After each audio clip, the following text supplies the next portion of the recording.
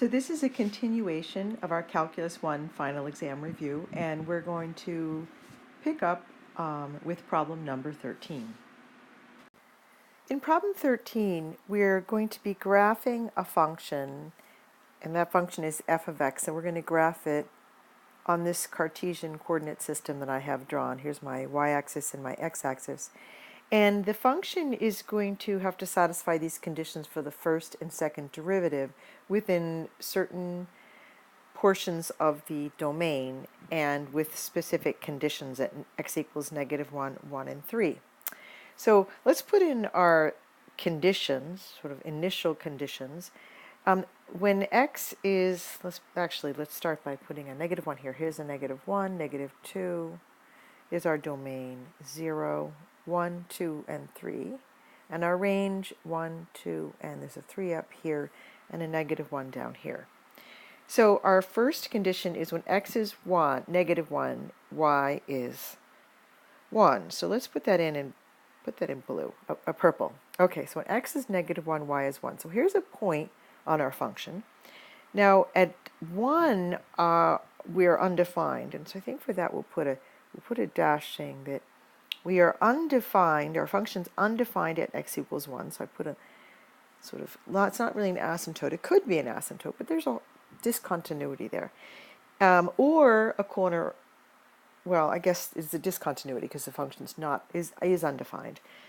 When x is 3, y is 3, so our function has the point 3, 3. So, oh, I should do that in purple. There we go. So our function has these 2 points. It has -1, 1, and this point here, which is 3, 3, and then undefined at 1. So in red, I'm going to draw a picture of what's going on here. So if we take a look at from -infinity to -1, and actually let's go with yellow. So I'm drawing a little sort of separation here, and we're looking at everything from -infinity to -1, this range here. And what we see is happening here is that the first derivative is negative and the second derivative is positive. So if the first derivative is negative, then we're sloped down. And if the second derivative is positive, we're curved up. So if we are sloped down, so here we're going to be in here, we're sloped down, but our curvature is curved up, like that. So if you slope down and curve up, our shape is going to be something like this, and I'm going to draw it, slope down, curve up, going through that purple point. So sloping down, curving up, there's our function. So it looks something like that. So sloping down, curving up, and it goes on forever to the left, so I put an arrow there. And now let's take a look at what happens here. The first derivative is positive, second derivative is negative. So if the first derivative is positive, we're sloped, let's go with purple, we're sloped up. And the second derivative is positive, we're curved up. So now, from -1 to 1, so we're kind of in this range here, we're sloped up, curved up. So that means we're going to be doing this. We're going to be going sloped up, curved up like this. Now we're undefined at 1. So let's look at what's happening on the other side of 1. On the other side of 1, from 2 to 3, we are from 1 to 2, our first derivative is negative, which means we're sloped down. And our second derivative is negative, which means we're curved down. So from 1 to 2, it's a little division here, we're sloped down and we're curved down like a frown, which means our shape is going to be going down, sloping down. So I would say it's going to be looking like this. So it's going down, it's curved down, going down, and I would say that there's a hole here, a purple hole, because we're undefined at 1. And then from 2 to 3, here, our slope is positive, so we're sloped up, that is, our first derivative is positive, so we're sloped up. Our second derivative is negative, which means we're curved down. So this means that from 2 to 3, we're sloped up, yet curved down, so we have to merge those two. So to be sloped up and curved down would mean we're doing something like this. So now if we take a look at this and we try to think about what is happening here. So the purple is what our graph looks like, and it ends at 3. So it looks like our domain, get black here, our domain goes from negative infinity to 3. We don't actually ever meet infinity, and there's a parenthesis and not a bracket at 3 because you can see here that we actually aren't equal to 3. So here's our curve. It goes off to infinity to the left, and it comes down like this. Is smooth and continuous, and then there's a break, a discontinuity, and then we come down here. This looks like a cusp, and then we keep going here. So if we look at this curve, what we can see is it's smooth and that there is a discontinuity here. Okay, so that would be sort of a critical point because it's a discontinuity. We've got a cusp here, which is another critical point. We don't have any points of inflection because you remember a point of inflection would be when our curvature changes and we stay smooth. So here's an example of a point of inflection. I just drew one where we see that we're curved here in the yellow, we're curved up, and then here in the purple we're curved down. So our curvature changes. So what we end up with, get some red here, is a point of inflection here. That's a point of inflection, and I don't see that here. We're curved up, still curved up. Sure, we're curved up here and curved down here. Curvature changes, but it's not smooth. This is a discontinuity, which is also a critical point, but not a point of inflection. And here we're curved down and still curved down. So no point of inflection here, but we have a cusp, which would mean that the first derivative doesn't exist at 2. So that would be a critical point, but not a discontinuity.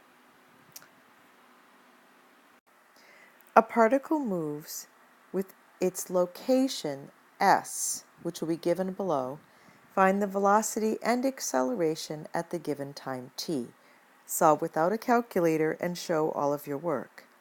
So here we have s of t, and it's equal to the tangent of t. So the velocity with respect to time is the first derivative of s with respect to time, and the derivative of the tangent is the secant squared t.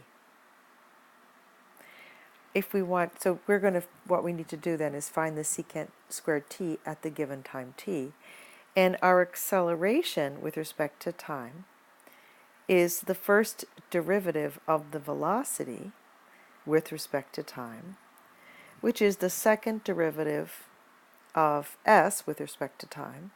So it's going to be the derivative of the secant of t all squared with respect to time. So this is the chain rule that we need.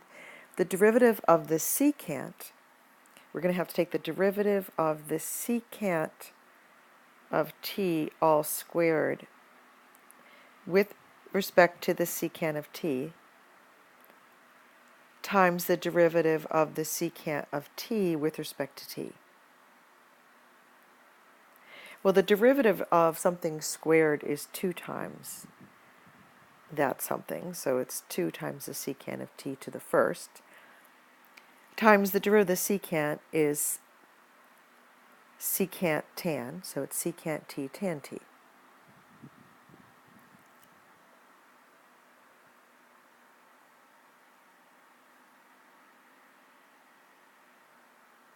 Okay, so let's simplify that. So it's 2 times secant is 1 over the cosine.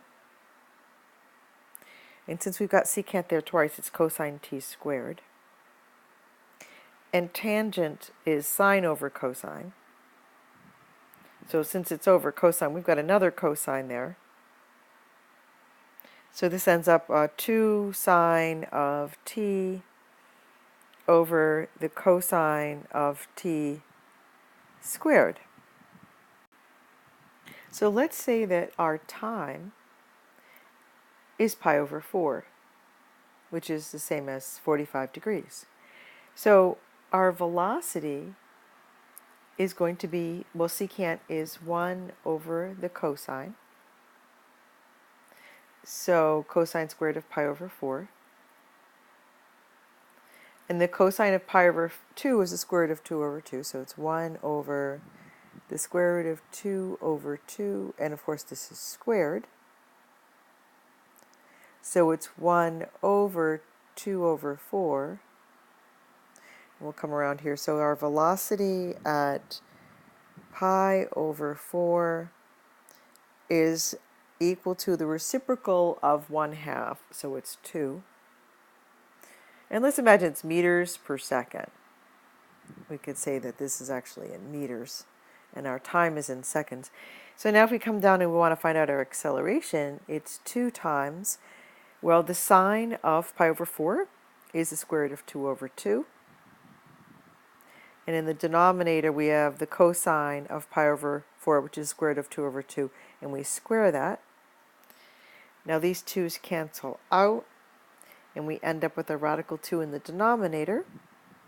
And in the bottom, in the numerator, we have a radical 2. In the denominator, we have 2 over 4, which is 1/2. So we end up with acceleration at pi over 4 is equal to the square root of 2 divided by 1/2, which is times the reciprocal of 1/2, which is 2. So it's 2 radical 2.